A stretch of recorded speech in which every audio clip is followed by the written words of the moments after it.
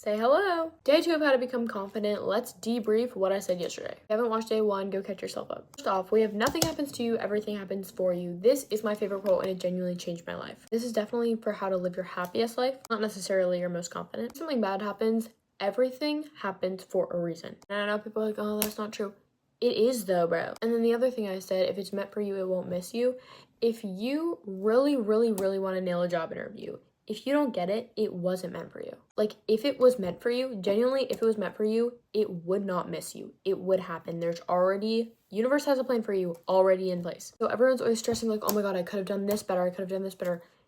Your fate was already sealed. The universe was like, oh, they're not going to get this interview because there's such a better job waiting for you. Yeah, people are stressing. They're like, I could have done this better. They're beating themselves up over nothing. And that, like, beating yourself up, you're like speaking so mean to yourself. 1, that's making you insecure and diminishing confidence. 2, you're so focused on that, you can't see the good things ahead of you. 3, you can't see this as an opportunity to grow, which is actually helpful in the long run. Wasting so much time stressing about what you could have done is already in the past. Accept what's happened and look forward to what is to happen. You can't change it, so don't sweat over it. And you're missing so many good things. Go hang out with your friends, and you're not gonna be able to enjoy your friends if you're stressing about what you could have done. It's already happened. Forget about it. And I know that sounds insensitive, but genuinely, please stop stressing over stuff that's already happened.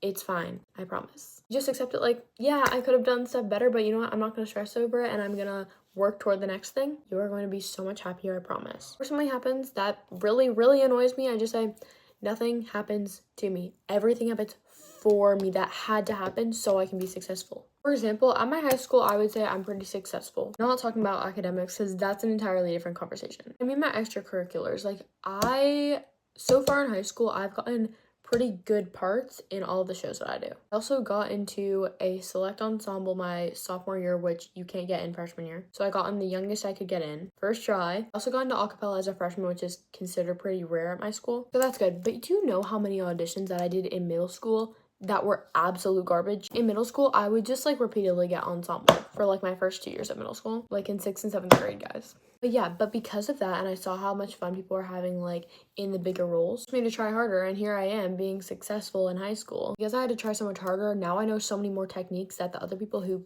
peaked in middle school theater don't know, and now I have an advantage over them. All that time I was disappointed in my role, or I was sad that an audition went bad. It truly was all for me and not it didn't happen to me, because now I actually know what I'm doing. Anyways, I hope this helped. I think for these videos, I'm going to alternate confidence, happiness, confidence, happiness. Back tomorrow for day 3, and we'll be back on the confidence track. Remember, just keep telling yourself the things that I told you to write down. You will eventually start to believe them. I love you so much. Bye.